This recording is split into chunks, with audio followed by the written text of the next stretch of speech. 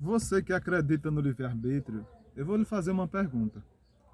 Se você usa textos bíblicos de Atos e Timóteo para dizer que Jesus Cristo, o Deus dos céus, ele deseja que todo homem seja salvo, e ele oferta a salvação a toda a humanidade de forma irrestritiva, a todo e qualquer que quiser ser salvo. Se Deus faz isso, se o caráter dele é bondoso, se revela unicamente porque ele oferta a salvação a todos os homens e ele não elege ninguém para a eternidade, então quando ele oferece a salvação a todos os homens, e segundo o texto de Atos dos Apóstolos, e segundo o texto da carta de Paulo a Timóteo que você usa para dizer que ele ordena que todos se arrependam, toda a humanidade, e não grupos de homens se arrependam.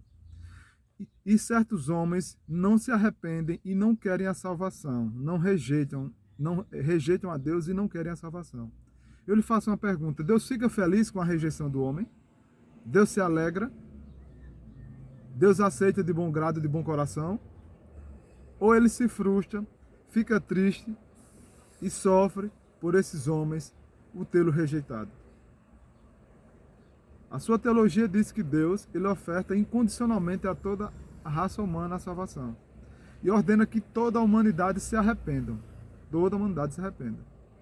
Ele não escolhe ninguém para a vida eterna, não elege ninguém, não predestina ninguém. Todas essas doutrinas são doutrinas de homens e não bíblicas. Assim vocês que acreditam no livre-arbítrio.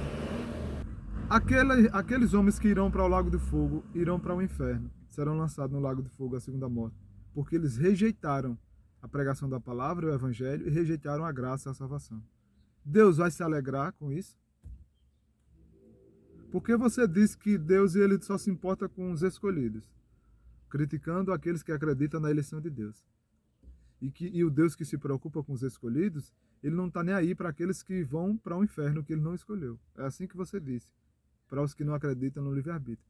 Então a pergunta que eu faço é essa: eu não acredito no livre-arbítrio, mas eu quero lhe fazer uma pergunta. Deus se alegra com aqueles que vão rejeitar a pregação do evangelho e a graça e a salvação? Deus se arrepende de ter ofertado a essas pessoas e elas não ter aceitado?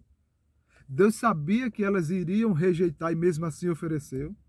Deus sabia que elas iriam abominar a graça de Cristo e mesmo assim ofereceu? E esse é o caráter bondoso de Deus? É olhar para alguém na eternidade e saber que aquela pessoa jamais será salva, porque ela tem poder de rejeitá-lo. Então ele é limitado à vontade dela. É esse o livre-arbítrio. Deus ele se limita à vontade do homem. Deus ele só salva aquele que quer ser salvo. Deus não força ninguém à salvação. Deus não extrapola a vontade do homem. Ele não anula a vontade do homem querer ser salvo. E a pergunta é essa: se Deus ele não extrapola, ele não anula, ele se alegra com aqueles que rejeitam a salvação e a graça? Ele fica feliz? Não, tá de boa, vocês vão para o inferno, beleza, tranquilo, conta comigo, toma aqui, amigo do mesmo jeito, tô do mesmo jeito aqui. É assim que ele vai dizer para essas pessoas? Feliz numa boa? É assim que ele vai dizer? Não. A Bíblia não diz isso. O sermão escatológico de Mateus 24, 25 deixa bem claro: quando ele se revelar para a nação de Israel que houver rejeitado, que não aceitaram a pregação do evangelho, como vocês dizem, aqueles que não foram eleitos predestinados, eles vão dizer: apartai-vos de mim para um fogo do inferno, todos que praticais iniquidade. Ele não vai dizer, ó, vá para o inferno de boa, viu? Não. Ele vai repudiar o pecado daquelas pessoas. Ele não vai dizer, não, está tudo de boa. O livre-arbítrio, eu queria que você me respondesse.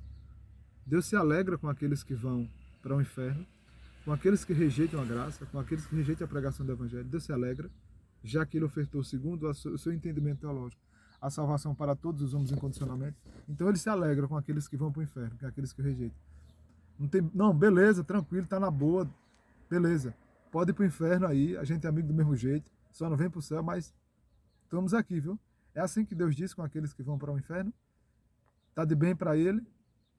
Porque se ele ordena que todos os homens se arrependam, se ele preparou a salvação para todos os homens, e nem todos se arrependem, e nem todos querem, ele se frustrou de ter providenciado algo que os homens iam rejeitar. Ele foi surpreendido porque ele não sabia que uma parte da humanidade iria rejeitar. E se ele sabia que aquela parte da humanidade iria rejeitar a oferta da pregação, o evangelho, a salvação e a graça, Porque mesmo assim ele insistiu em ofertar algo para alguém que ele sabia desde a eternidade que o rejeitaria? É porque você defende que essa oferta incondicional ela é a garantia para Deus não ter o seu caráter corrompido, para Deus não frustrar a sua própria vontade. Então, os atributos de Deus, o caráter de Deus só pode ser mantido se ele ofertar salvação àquele homem que não vai ser salvo nunca. Então, Deus ele é um Deus bondoso para você. Ele olha para você, sabe da eternidade que você não vai ser salvo e ele diz assim, vou dar salvação a você. Ah, mas eu não quero, problema seu. Mas eu vou lhe ofertar. Mas eu não vou para o céu, eu quero o inferno.